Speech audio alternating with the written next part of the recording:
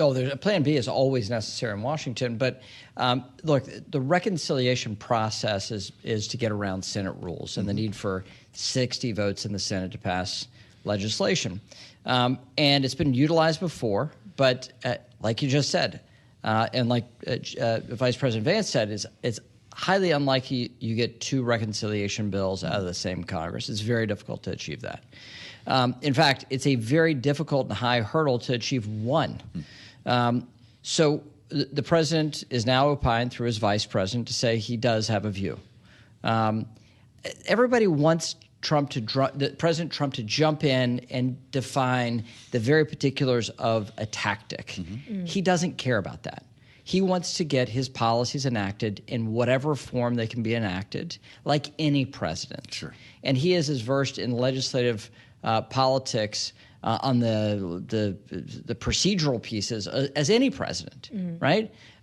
Even President Obama, who had served in the Senate, did not have a deep understanding nor experience with reconciliation until he became president. So these things are always secondary questions, not the primary questions. The primary question is, what is the policy you want enacted? You heard from Secretary Bessent. You got great news out of him today.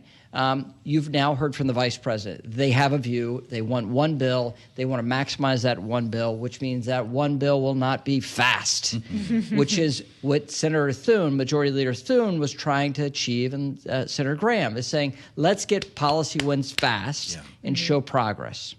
And what you heard from the Treasury Secretary was what matters is the economy and our economic impact, which is what we need to get done fast and first, which means you get a big bill and it goes a little longer but still faster than waiting for the fall for a tax bill. So I understand that this is ultimately about just getting to the end game, regardless of what mechanics have to happen in both chambers to actually get there. But is the end game that this administration, the president specifically, is outlining actually realistic given the political reality in the House of Representatives specifically, where the Ways and Means Committee has $4.5 trillion of wiggle room, essentially, barely enough to just extend the 2017 tax cuts, and is being told spending cuts will have to be in place as offsets for any other tax policy you want to pursue, be it eliminating taxes on Social Security or overtime or lifting the SALT cap. Are those cuts really there? Where would they be found? Oh, they can be found everywhere.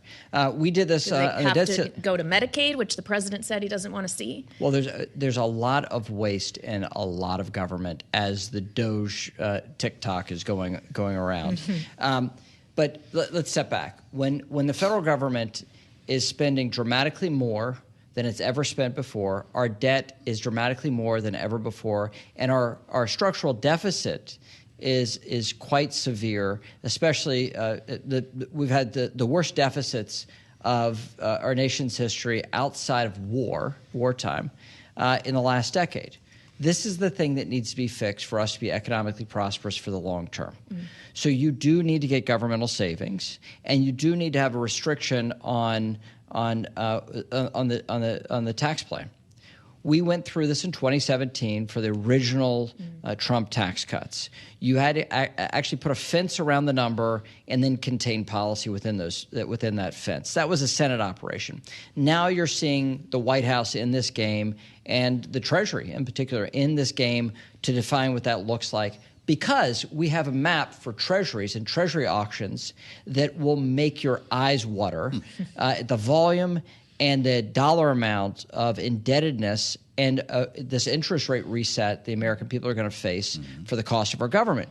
So you do have to constrain these things and have government efficiency in order for us to have a sustainable path on the budget going forward. Well, while we talk about this one big beautiful bill that's going to take longer than, say, the 14th of March, somebody's got to fund the government a month from now.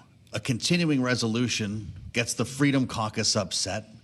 Does that complicate the math in a final vote on reconciliation in the House? So this idea that the Freedom Caucus has a view on a continuing resolution, they don't like the continuing resolutions that they don't want, and they like the ones that they want. It makes them want to fire the speaker. Well, yeah, exactly. It just makes them dyspeptic, right, or more dyspeptic. Okay. And so that it's not a firmly held conviction, moral principle that we can't have a continuing resolution. I think the odds are you're going to have a continuing resolution.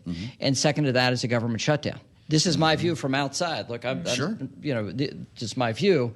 And then the third option is the funding for the rest of the year in a normal way.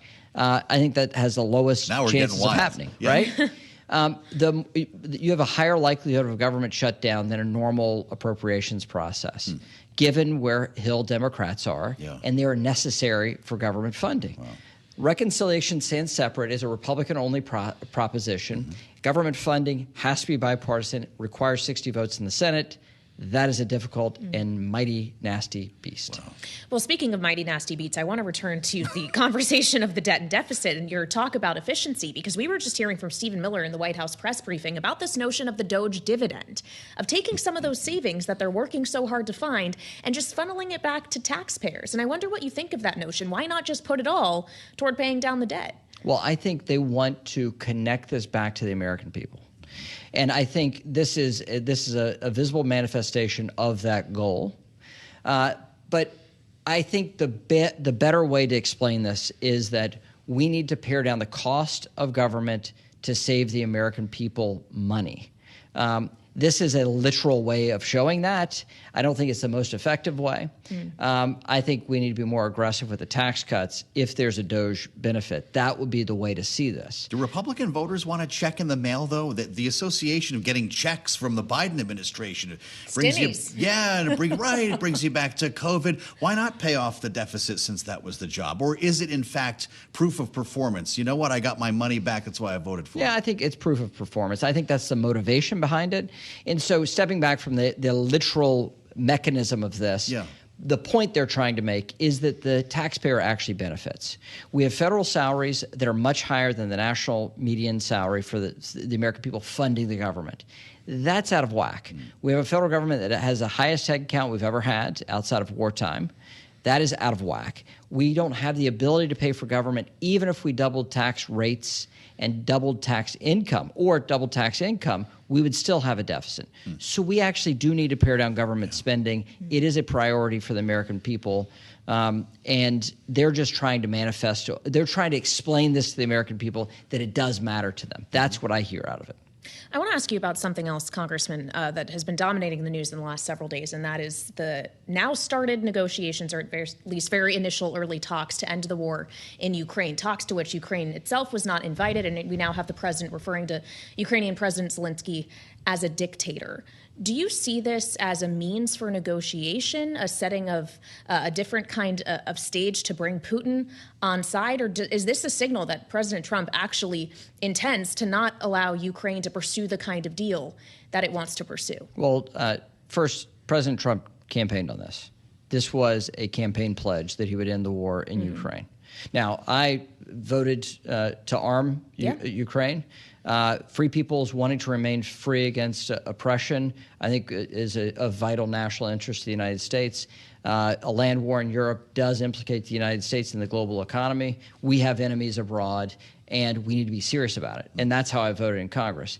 The president campaigned on something different, though. And he said he'd bring an end to the war. We don't have a means and a goal for success, and we need to have a view for what is a successful end to the war in Ukraine. Now, so he's following through on his pledge. Okay. The second piece of this information is what he said about Zelensky. That is something new and different. This tells me that this relationship has been mismanaged by the Ukrainians such that Trump goes public with this comment. That should bring greater that should really be a chilling effect for the Ukrainians that they have mismanaged this. Their principal ally and their principal funder, and the president being in a very bad way and very bad view of President Zelensky. I think that is problematic for the Ukrainian people, and I think it's problematic for a successful end to the war.